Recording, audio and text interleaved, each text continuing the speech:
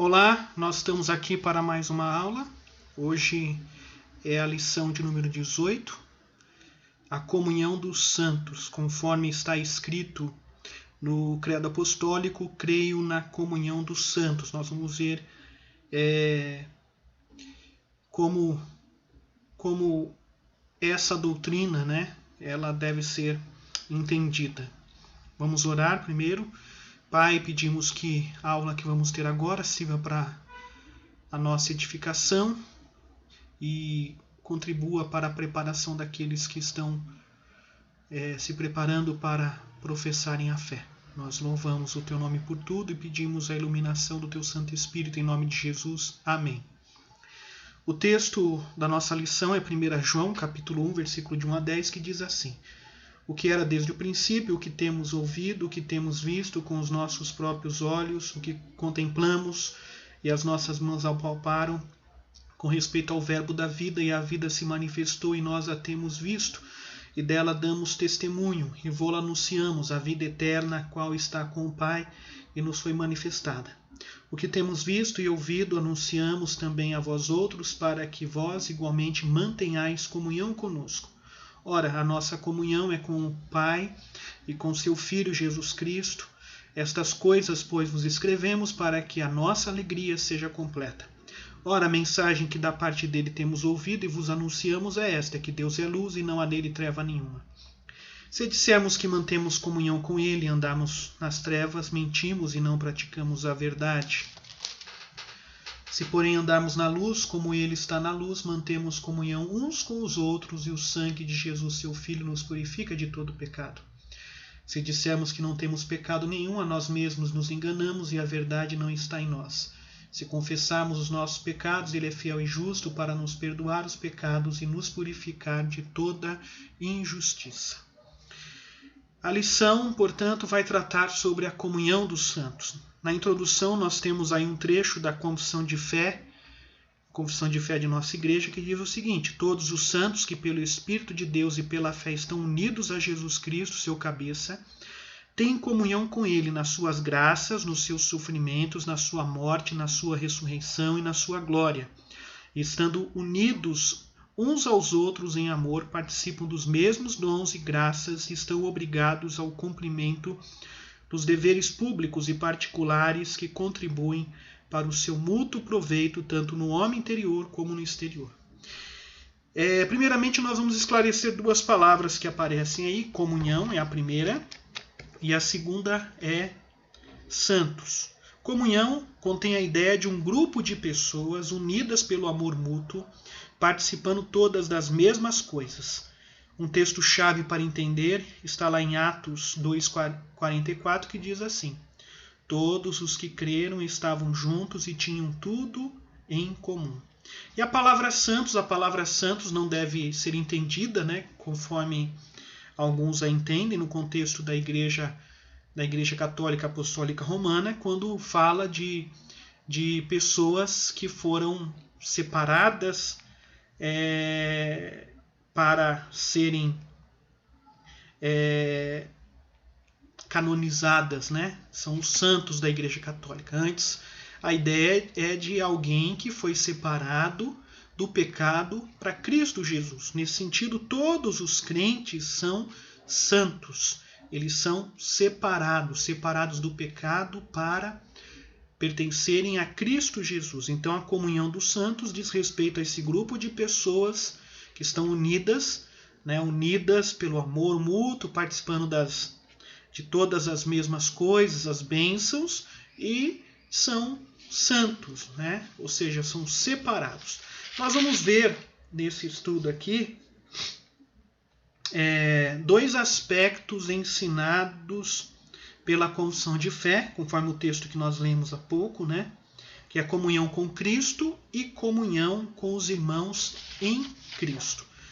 Primeiramente, comunhão com Cristo. Essa comunhão ou união, ela é federal. O que significa a palavra federal? Quer dizer, ela é representativa.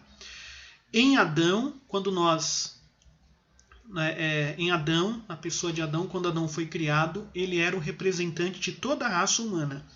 Quando ele pecou, todos nós pecamos com ele, porque ele era o representante federal, né? Ele nos representava, e assim o que ele fez recaiu sobre todos nós, né? O mesmo acontece com Cristo Jesus. Cristo Jesus, ele é chamado de o segundo Adão, e aquilo que ele faz se torna nosso, nós participamos disso, ou participamos do que ele fez, né? A lição diz assim, olha, sua perfeita obediência à lei de Deus, especialmente à lei que se refere ao problema do pecado, é como se fosse a nossa obediência, porque em virtude dessa comunhão espiritual, nós estamos unidos a ele. Então veja, por causa dessa comunhão federal e espiritual, né, essa comunhão de ser ele o nosso representante, essa comunhão espiritual com ele, aquilo que ele fez se torna nosso, né? Nós estamos representados nele, e tudo aquilo que ele merece por sua obra se torna nosso também. Nesse sentido, o apóstolo Paulo esclareceu: se formos unidos com ele na semelhança da sua morte, certamente o seremos também na semelhança da sua ressurreição, sabendo isto, que foi crucificado com ele o nosso velho homem, para que o corpo do pecado seja destruído, e não sirvamos o pecado como escravos, porquanto quem morreu está justificado do pecado. As Escrituras definem essa união com Cristo como a relação entre a pedra angular, ou seja, o alicerce, e as pedras que compõem o edifício, entre a videira e os seus ramos. A palavra de Deus usa estas figuras, né? A figura da pedra angular e das pedras que são edificadas, que compõem o edifício, a relação da videira e dos ramos. Jesus é a videira e nós somos os ramos. A relação entre os membros do corpo e a sua cabeça. A palavra de Deus também trata sobre isso. Entre o homem e sua mulher, é a figura também utilizada, né? Assim como há uma relação íntima entre homem e mulher, uma relação de dependência, de amor, há também essa mesma relação entre nós, a igreja, e Cristo Jesus. Entre Adão e seus descendentes também é outra figura. Então veja, esta é uma união mística, ou seja, uma união espiritual. Contudo, não envolve nenhuma confusão entre a personalidade de Cristo e a de seu povo, ou seja, Cristo continua a ter a sua personalidade e nós, como igreja, continuamos a ser e a ter a nossa personalidade como igreja, né? Ela também não permite uma penetração da divindade ou formas de igualdade com Cristo. Nós não somos iguais a Cristo Jesus, mas recebemos dele os benefícios e, portanto, temos comunhão com ele. É uma união na qual cada um retém sua identidade separada e na qual o crente, embora indizivelmente exaltado e abençoado, continua totalmente subordinado ao seu Senhor. Esta é a relação que mantemos com Cristo, independente dele. Nós continuamos a depender dele, mas temos essa comunhão espiritual. A base dessa união com Cristo, né? Qual é o fundamento, a base, né? No que se baseia essa nossa união com Cristo? A base judicial dessa união com Cristo encontra-se nos termos da aliança da graça, que foram ratificadas pelo sangue de Cristo Jesus. Então, por causa desta aliança da graça que Deus estabeleceu conosco, nós podemos então desfrutar desta união com Cristo Jesus. Tudo que Deus faz para os seus filhos é realizado, portanto, em virtude dessa união com Cristo. Tudo aquilo que recebemos, né, da parte de nosso Deus e Pai, se dá por meio dessa união com Cristo Jesus. Por isso encontramos repetidas vezes no Novo Testamento as expressões em Cristo, uma expressão muito repetida, por intermédio de Cristo, e assim vemos, né, que esta união ela é baseada nos termos da aliança da graça, aliança fundamentada no favor imerecido de Deus. Portanto, reconhecemos que não há salvação fora de Cristo. E também devemos reconhecer que não há eleição nem redenção fora dele. Quer dizer, tudo aquilo que temos e recebemos é por causa da nossa união com ele. Fomos escolhidos em Cristo, não segundo nossas obras, mas sim pela determinação e graça que nos foram dadas. A união com Cristo está em cada fase da nossa salvação. Desde o início até o fim, tudo se realiza em Cristo. Então veja, assim, primeiramente, nós vemos então esta união com a comunhão com Cristo Jesus, que significa essa nossa união com Ele. E por causa dessa união, portanto, recebemos todos os benefícios advindos da obra de Cristo Jesus baseada no seu sangue, né? E assim podemos desfrutar dos benefícios dessa união. As implicações dessa união com Cristo, né? Quais são as implicações? Romanos 6, de 1 a 7, ensina que nossa santificação depende dessa união com Cristo. O Catecismo Maior, em sua pergunta 75, ensina esse princípio e diz assim: santificação é uma obra da graça de Deus pela qual os que Deus escolheu antes da fundação do mundo para serem santos são nesta vida, pela poderosa operação de seu Espírito e pela aplicação da morte e ressurreição em Cristo, plenamente renovados segundo a imagem de Deus. Assim eles morrem cada vez mais para o pecado e ressuscitam para a novidade de vida. Então veja que uma das implicações, portanto, é a santificação, que também só funciona por causa dessa nossa união com Cristo Jesus.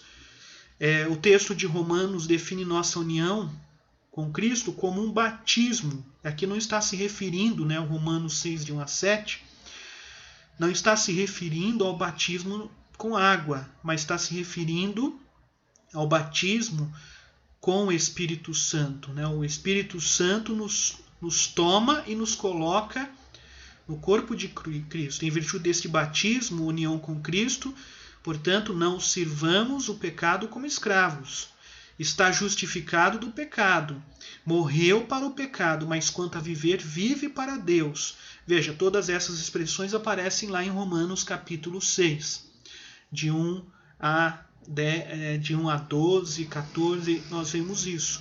Tá? Vejam outras expressões. O pecado não terá domínio sobre nós, quer dizer, sobre vós. Por causa dessa nossa união com Cristo, o pecado já não tem domínio sobre nós.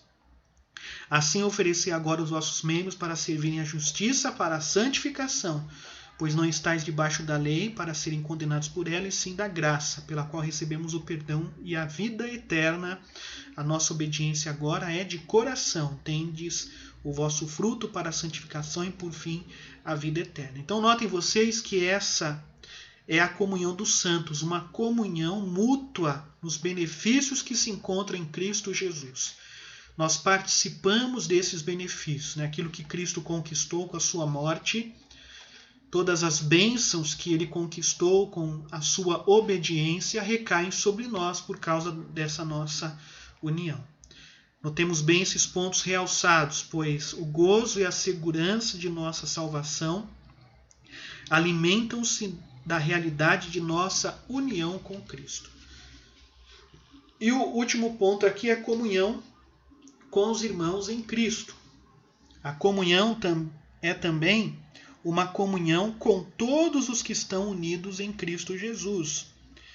A nossa confissão de fé ensina sobre isso o seguinte: os santos são, pela profissão de fé, obrigados a manter uma santa sociedade e comunhão no culto de Deus e na realização de outros serviços espirituais que contribuem para a sua mútua edificação, bem como a socorrer uns aos outros em coisas materiais, segundo as suas várias habilidades e necessidades.